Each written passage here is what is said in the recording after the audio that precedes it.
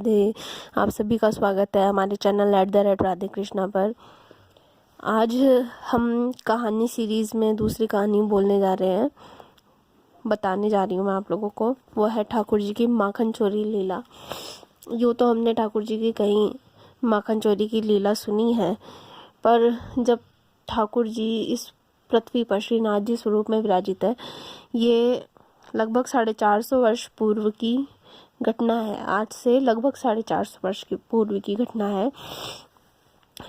मैं आपको सुनाती हूँ। गोवर्धन में एक गोपी माखन निकालती थी। माखन मटकी में सजा के और मंदिर ले जाती थी, श्रीनाथ जी के मंदिर। और मंदिर में ले जाकर ठाकुर से कहती, मैंने आज सवेरे गैया का दूध निकाला है और उस दूध से माखन निकाला है, आजा खावे आजा। ठाकुर जी के सामने जाकर ठाकुर जी को ही प्रलोभन दे रही थी। माखन को मंदिर ले जाते 1 दिन हो गए, 2 दिन हो गए, 5 से 6 दिन हो गए। एक दिन तो गोपी को गुस्सा आ गया, ठाकुर जी से जाकर कहे, लाला मोह लगे तो मैं अब वो बल ना बचो है जैसो द्वापर में हो। द्वापर में तो गोपी निकारती तो को सुगंध आ जाती, सो तू भाग कर जातो लेवे में, और मैं रोज लेके आती हूँ मक्खन, पर तू आता ही नहीं। रोज कहती हूँ तुझसे मेरे घर पे मक्खन है, आजा खा ले, पर तू नहीं आता।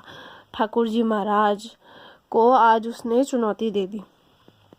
बोली, तुझ में ताकत है ना, तो आकर मेरे घर में चोरी कर ले। अब श्रीनाथ जी जब गोवर्धन में विराजते थे, यह तब की घटना है।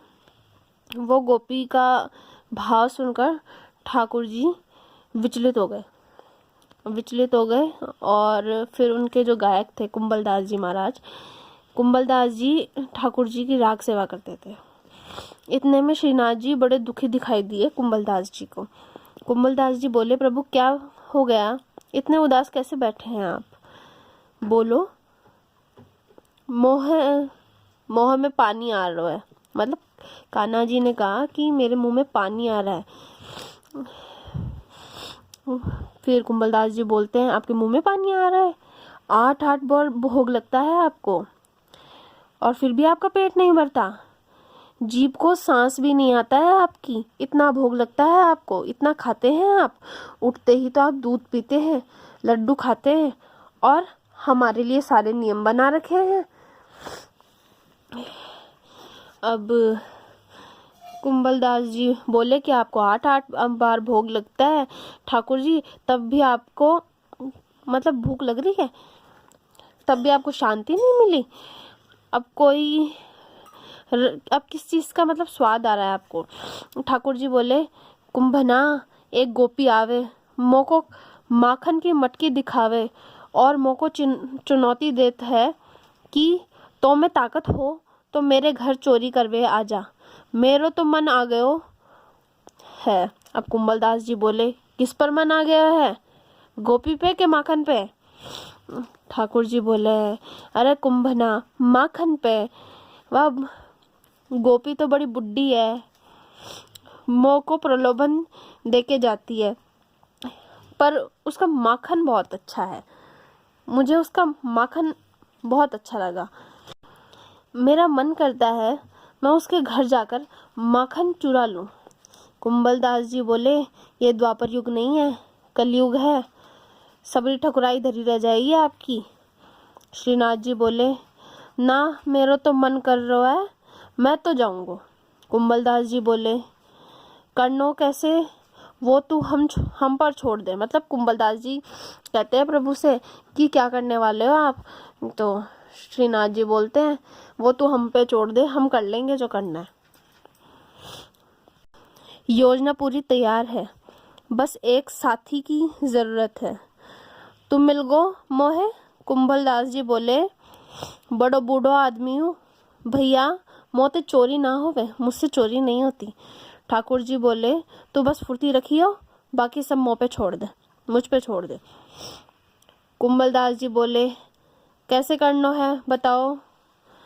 फिर कान्हा जी बोलते हैं, रात्रि में जैसे ही शयन आरती होगी तब गोसाई जी मंदिर के कपाट बंद कर देंगे और घर चले जाएंगे। तुम जो मंदिर है उसके पीछे वाली खिड़की पे आ जाना, मैं तुम्हारी पीठ पर बैठूंगा और तुम मुझे ले चलना। अब उसी प्रकार रात्रि के समय शयन आरती होती है, मंदिर के कपाट बंद हो जाते हैं, गोसाई जी चले जाते हैं और कुंभलदास जी जैसे शयन आरती आरंभ होती है ना, मंदिर के पीछे की खिड़की पर आकर खड़े हो जाते हैं। कुंभलदास जी खिड़की के पास खड़े थे। ठाकुर जी जो ही मंदिर के कपाट लगते हैं, खिड़की से कुंभलदास जी के कंधों पर बैठ जाते हैं और कुंभलदास जी को रास्ता बताते हैं। क्या बोलते हैं? बोले, सीधे चल, यहाँ ते दाएं चल, वहां ते बाएं मुड़।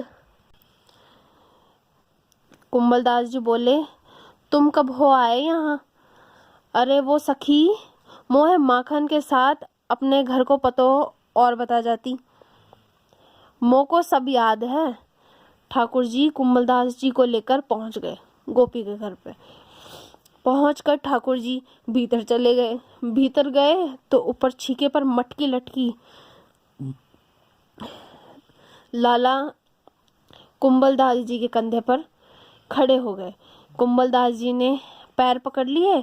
लाला जी छीका में से माखन निकाले, मतलब लाल जी मतलब कान्हा जी छीके में से मटकी में से मक्खन निकाल रहे हैं, खुद खा रहे हैं और अपने हाथों से कुंभलदास जी को भी खिला रहे हैं। सोचिए कुंभलदास जी कितने भाग्यशाली थे जो कान्हा उन्हें अपने हाथों से खिला रहा है। कुंभलदास जी सोचे तनिक दर्शन तो करूं।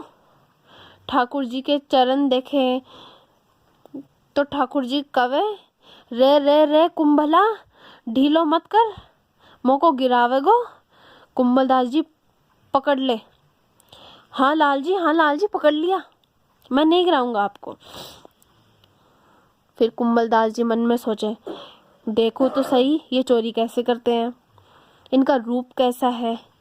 जैसे ही ऊपर देखे तो भाई हमारे कान्हा जी की तो धोती ढीली पड़ गई, छोटे से श्रीनाथ जी धोती ढीली पड़ गई।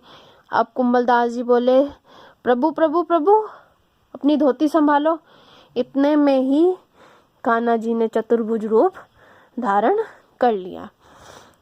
2 हाथ से धोती पकड़ी, 2 हाथ से माखन चुरा रहे हैं। इतना अद्भुत दृश्य कुंभलदास जी देख रहे हैं। चतुर्भुज भगवान की जय।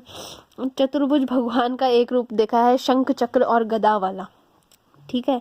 और आज कुंभलदास जी दर्शन कर रहे हैं चतुर्भुज भगवान के, चतुर्भुज माखन चोर भगवान के, जो एक भुजा से तो अपनी धोती संभाले हैं और दूसरी भुजा से माखन चुरा रहे हैं। इतना सुंदर दृश्य है। ऐसी छवि देखने के बाद कुंभलदास जी के पैर लड़खड़ाने लगे। ठाकुर जी बोले, रे रे रे कुंभना कुंभना। इतने में कुंभलदास जी गिर गए और ठाकुर जी मटकी से लटके रह गए। ठाकुर जी बोले, ये ने मरवा दियो। नेक आवाज सी भई, थोड़ी सी आवाज हुई, मटकी और गोपी उठकर आ गई, मतलब थोड़ी सी आवाज हुई, गोपी उठकर आ गई। मटकी ऊपर से नीचे गिर गई। मटकी के नीचे गिरते ही गोपी आ गई और फिर बाद में जैसे ही गोपी आई, ठाकुर जी ऊपर से जहाँ छीके से लटके थे वहां से कूद के ठाकुर जी भाग गए और कुंभलदास जी वहीं रह गए। फिर गोपी जब आती है, कुंभलदास जी को वहीं देखकर गोपी बोलती है डंडा बजाते हुए, बुढ़ापे में तो है जीभ को बड़ो चटकारो आ रहा है।